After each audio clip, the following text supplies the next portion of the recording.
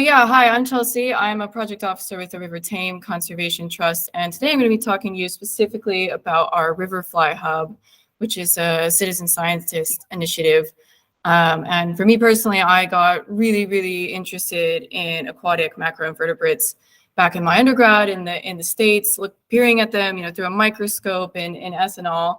So to be here as the volunteer coordinator for the Thame Trust, with a program that gets to view these animals very much alive and not preserved in ethanol is very exciting for me. So just to give you some background on who we are, because you might not be very familiar with this river catchment, especially because we get a bit confused with the Thames. If you got an S on the end, it's a much different river. So I get a lot of inquiries that are not about the Thame. So we are a grassroots charity working on the River Thame and other nearby catchments. We were started by just some really keen landowners and locals on the river about 10 years ago who said, I've been fishing on the Thame, I've been walking the Thame for many years, and it seems to be in a decline. We really need to do something about it. And about 10 years on, we are now starting next month a team of 5 full-time staff members, also with the help of hundreds of volunteers and local landowners that we work with, all trying to build a healthier river with thriving wildlife that local people can enjoy. And we do that in a few different ways. One of the main sort of things we tackle is habitat improvement and creation. That can be anywhere from a small stream sort of restoration project, maybe building those berms and deflectors, if you've seen those, kind of trying to re-meander some of the very straightened and dredged channels that we have in the catchment. Anywhere from really wide scale, large projects, which actually our friends at FHT showed that the really nice drone footage of Manor Farm and Cheersley, where we got to get the big toys out, the diggers, and build some scrapes and wetlands and a kind of reconnected floodplain. So we're working on all scales there, and none of this could be done without our volunteers. So I'm going to be talking to you about Riverfly Monitoring, which is just one program we do. We also do water quality surveys, which I will touch on. And then also things like invasive species removal, which I'm sure a lot of you have seen, Himalayan balsam with those fluorescent pink flowers. That's definitely a species we are tackling in the catchment, and many hands make light work with that. So just to give you some context, kind of orient you, do I have a, yeah, we're there, Reading. So yeah.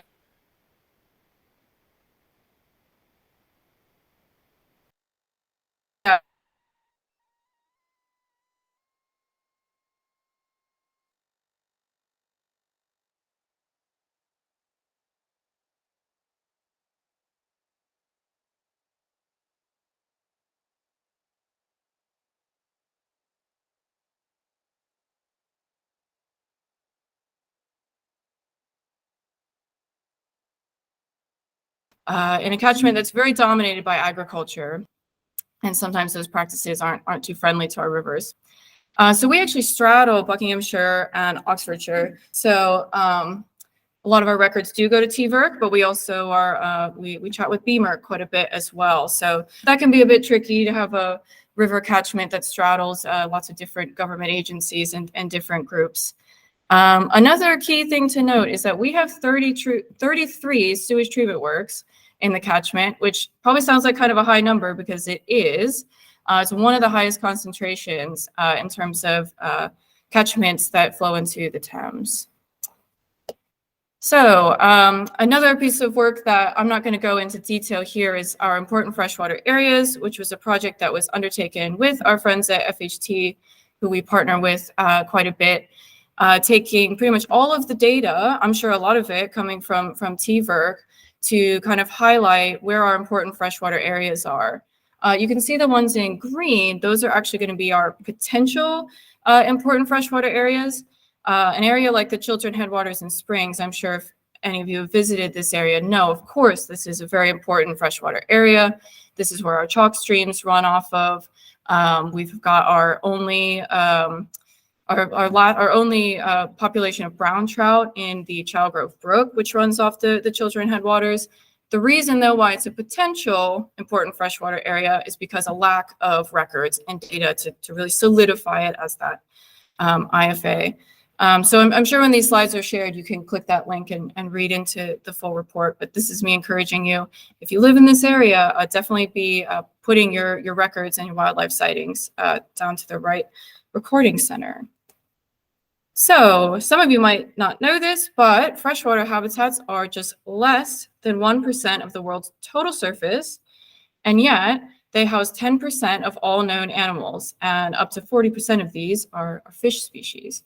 So this is why recording, in particular in freshwater habitats, is so key. They hold so much of the biodiversity in the world, and unfortunately, we're seeing really, really, really scary declines in these species as well. So, recording what's there while it is there, so that we can get out there and protect it is quite important. So, what is the Anglers Riverfly Monitoring Initiative, or ARMI? So this is a citizen science program. It is where volunteers go out and they monitor aquatic invertebrates on a monthly basis. And what they sample allows them to calculate a score. So there's a scoring system that ARMI has put together, which is fairly simple. So you don't have to be an expert entomologist to calculate one of these scores, but it's still quite robust and can give you a really good kind of indication of the health of the river. So this was created as a supplement to the monitoring done by the Environment Agency. Now, unfortunately, the level of monitoring being done by the Environment Agency seems to be going down year on year. So us filling in the gaps for them, while hopefully they end up getting more funding into the future, is really key.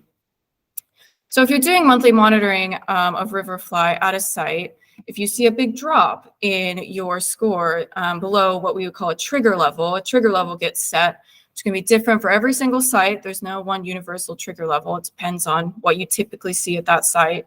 But then any drops below that is going to indicate something's gone on here. And then we have a protocol for doing another sample, ensuring that that is actually truly the score, and then contacting the Environment Agency saying, we believe some sort of pollution incident has probably happened, and they're able to come out and investigate.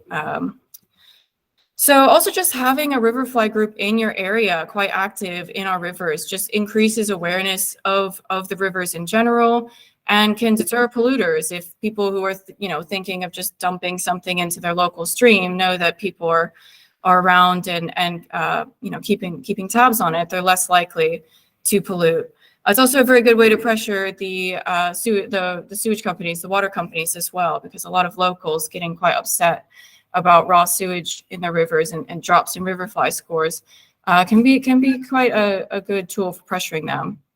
And all the records are uploaded on an online database and can be accessed for the most part. Part of my job is encouraging some of my less tech savvy volunteers to actually digitize all their records, but we're getting there.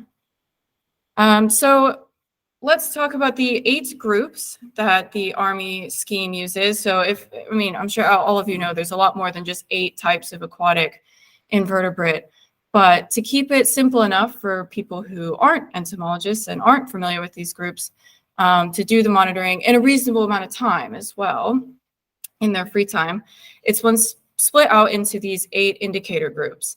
Unfortunately, I don't have time to go show you these really cool YouTube videos of these little critters actually walking around and moving around in the water, but I encourage you to look up Freshwater Invertebrates channel on YouTube.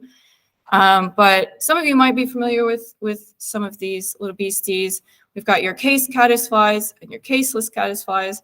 So some build those really cool, intricate cases around themselves as protection. Some of them never do, actually. They live most of their lives just free swimming, and then they might build a case to pupate and then hatch out as an adult. And if you aren't aware, a lot of insects that we see flying around, like our mayflies or caddisflies or stoneflies, spend, same with the dragonflies and damselflies, they spend a lot of their lifetime underwater and might spend just a very brief adult bit of their life cycle out of the water. So it's this whole underwater world that usually goes quite overlooked. We've also got here 4 different types of mayflies, which of course are all at very different taxonomic levels if you know things about the taxonomy of these insects. But each one kind of indicates different things about the habitat, or they have different levels of sensitivity. So the flat-bodied mayfly is going to be extremely sensitive, needs a lot of oxygen. They're very flat because they like to cling to rocks in fast-flowing streams. So unfortunately, we don't get a lot of those in the River Thame because we're quite a lowland, clay valley. But we have had a few records, similar to the stonefly as well. And then we've got your freshwater shrimp, which aren't all that sensitive to pollution and whatnot, but you pretty much are going to find them everywhere across the UK. And they're sort of our baseline. So even if you've got a site that maybe isn't the most biodiverse, you can always count on those freshwater shrimp being there. And so then you can watch their numbers go up and down and use them as an indicator. So our Riverfly Hub, it started around 2015, and over that time, we've had 32 different sites monitored. At the moment, we've got about 13 sites that I would consider to be active monitored, which obviously means we need more monitors out there. We've got about 265 records at the moment on the online site, and I know there's many more on paper or in Excel spreadsheets with some of my volunteers that I need to get those online.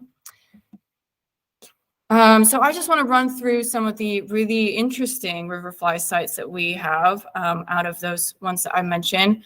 Waterstock Mill is actually a local wildlife site, which was designated through TVERC and BBOUT. Maybe some of you are familiar with it. And it was awarded definitely off the back of the really incredible work from the people doing bird surveys in that area. And actually quite recently, our trust, along with our trustee, Nick Mariner, and the incredible group of volunteers, I think it was over 60 different volunteers over a 5-year span, surveying. I think they got 99% of the Thame catchment covered, which is quite incredible for a catchment that before this project had very, very few bird records. So that is now an online atlas that you can explore on our website. And at Waterstock, you've got your curlew here. But it's not just birds at Waterstock that are interesting. We've also had a couple, Roger and Ann, who are just some of my most passionate and dedicated volunteers on the team. They have been doing Riverfly at this site for 6 years straight, pretty much every single month, barely a month missed. And they've even captured, it was back in 2017, we really haven't seen them since, but the rare blue-winged olive, which is a species that's been in really great decline, was recorded there. Unfortunately, we're not really getting records of them as of recently. But I think when I first went out with them, when I first started about a year ago, we did also get a stonefly there at Waterstock, which I think was the first one that they had gotten. And, not only is it producing really interesting data, but it's getting people really involved in opening up their eyes to what lives underwater. So we ran a Rivers Week, a week-long celebration leading up to World Rivers Day, asking community groups all over the catchment to run their own personal events. So Sustainable Wheatley ran one where they just brought out a bunch of different river flies that they had caught, and we're showing them off at the village hall. So another environment group that we work with is the Risborough Environment Group in Princess Risborough, entirely volunteer-led with several hundred members. If you live in that area, I definitely recommend getting involved. They do projects not just river-related, but all over the village. They started monitoring Riverfly in around 2019, and at the moment they've got about 6 sites that they monitor on a quarterly basis. So every month they go out and do 2 sites. They've got about 7 people trained up, and what they're commonly encountering in their streams, we've got the freshwater shrimp and some case caddis and mayflies, but they do also get the blue-winged olive. And because the Riverfly scheme, it only covers those 8 groups, but of course you're going to be seeing different animals that you might say, well, what is this? This group in particular have really got interested in what's outside of those 8 groups and have started in their notes recording lots of different other aquatic organisms. So this is a map of the different sites that they've monitored. Not all of these are active now. We've sort of pared it down to 6, but so I have a pointer. You can see the red dot there, so the color of the dots are indicating an average score, that the Riverfly score that they've calculated. So taking everything they've sampled, what Riverfly score do you get?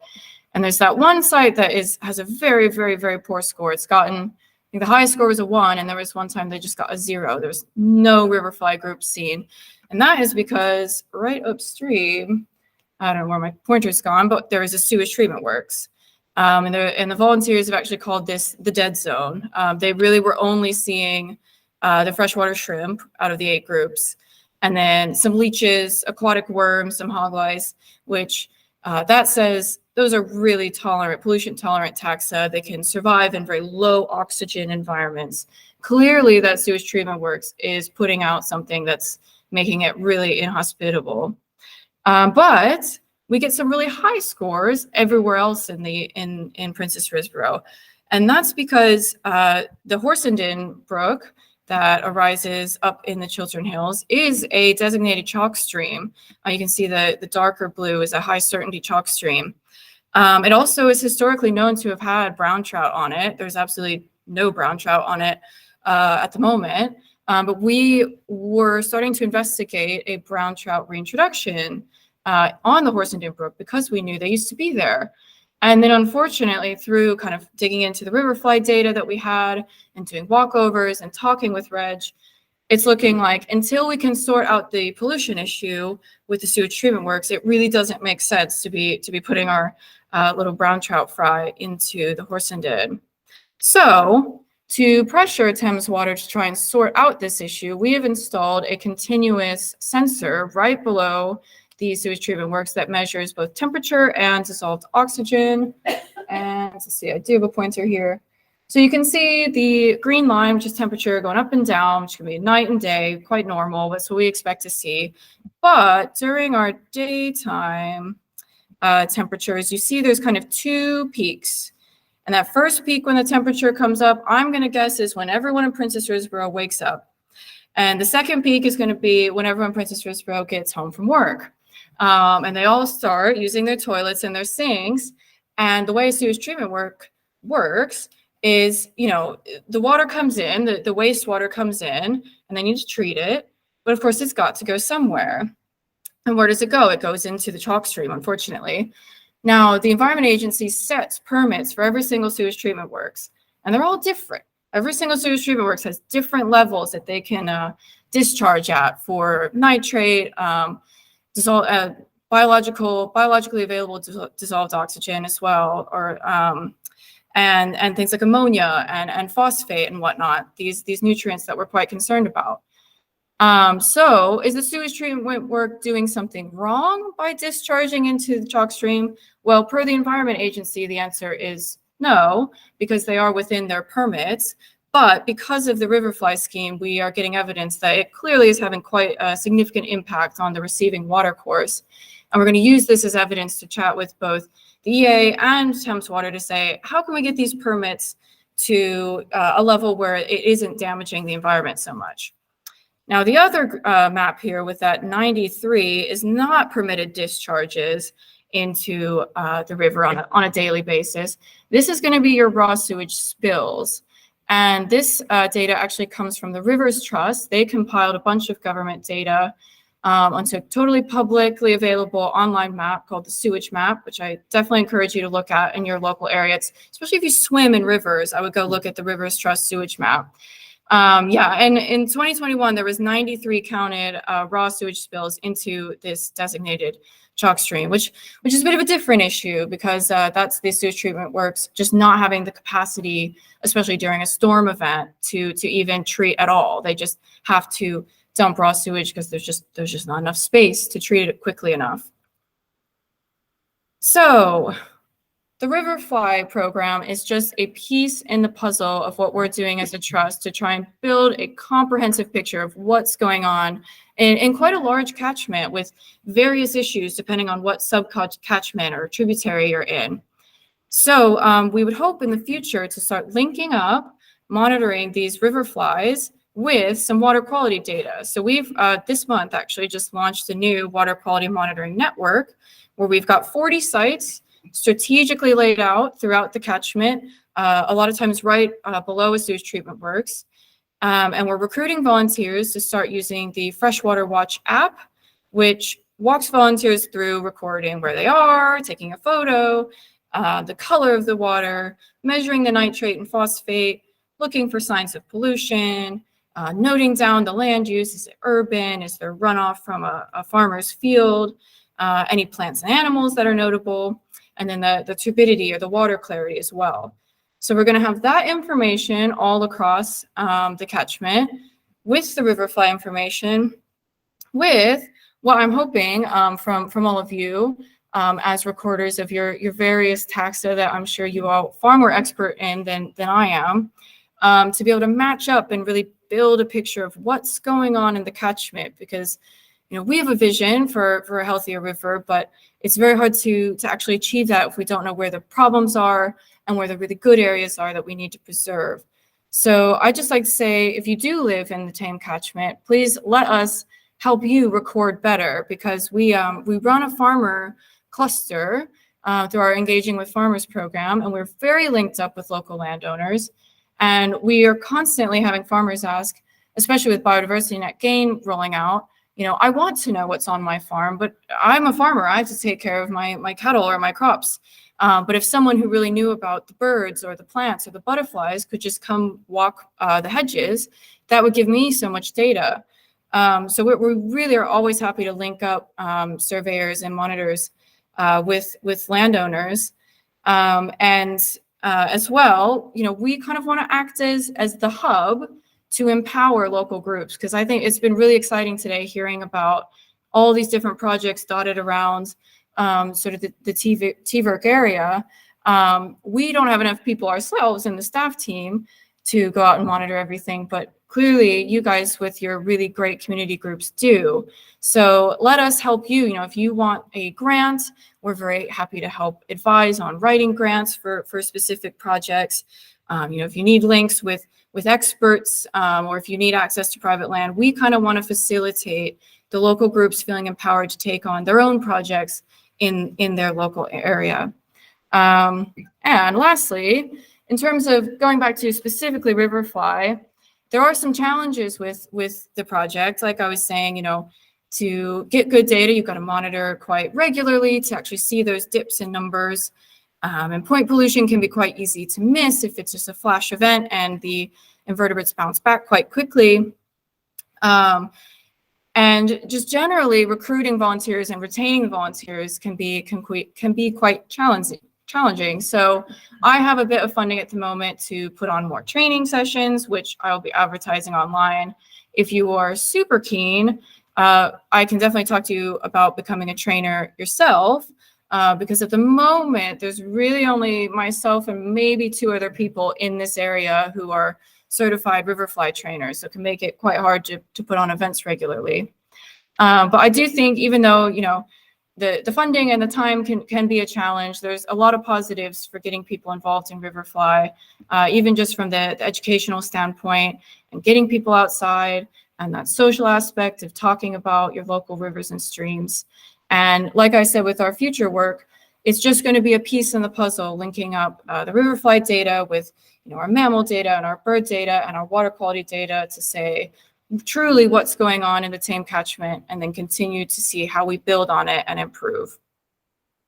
So if you want to get involved, I would recommend you visit our website, sign up for our quarterly newsletter, or follow us on our social media pages. And if you do live in the River Thame area, I would say sign up on our new online volunteer system, which will make it super easy for me to see what you're interested in and then kind of matchmake you with the different opportunities we have. And if you would like to talk to me in more detail about anything, those are my details there. So thank you.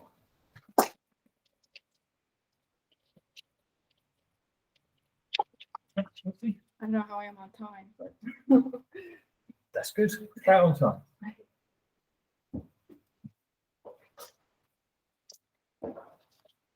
Okay, thank you very much, everybody. So that's going to conclude our sort of formal agenda for today. I hope that you've all enjoyed today's sessions as much as I have. And I'd like us once again just to thank all of our presenters.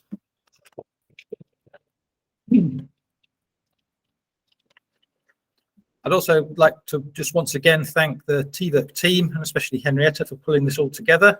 And that sort of brings me to, if any of you have any topics that you might like to present at our next conference, then please do get in touch with us. It's really good for us to be able to share all of the things that are going on around our region and help start to join you guys together. In the meantime, we're also looking for opportunities to share information across our newsletters or our social media channels. So if you've got anything that you want us to pass on in the meantime, let us know through the TVERC email address. Also, while I've got your attention, I'd just like to thank all of you, the recording community, for all of your hard work and efforts in collecting and sharing information, and of course, getting it digitized and passed through to us. That's great. It's really good to be able to sort of share and help people make good decisions about the rich biodiversity and environment that we do have here in Berkshire and Oxfordshire. At TVERC, we do want to support and promote you in your endeavours, and welcome any suggestions on how to support you better. And as I said this morning, we've got a goal to really focus on how we can help the recording community really vibrant and successful in the two counties. So we're looking for ways in which we can improve that. So please feed that through us or directly through Henrietta, and we'll see what we can do. In addition to that, we do currently provide various support to you. We can provide equipment for loan. We can promote you through our social media channels. We can also set up data sharing agreements. And hopefully this coming next year, we're going to be able to start doing field days again.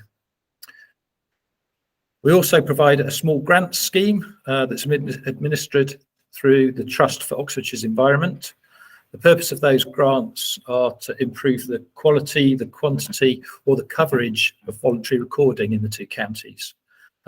And as Hen said earlier, we don't have a lot of uptake from Berkshire, so please make use of it. It's there for both counties. Just a reminder, the grant applications, they're assessed on a quarterly basis, and the next 3 deadlines are the 9th of January, then the 3rd of April, and then the 3rd of July.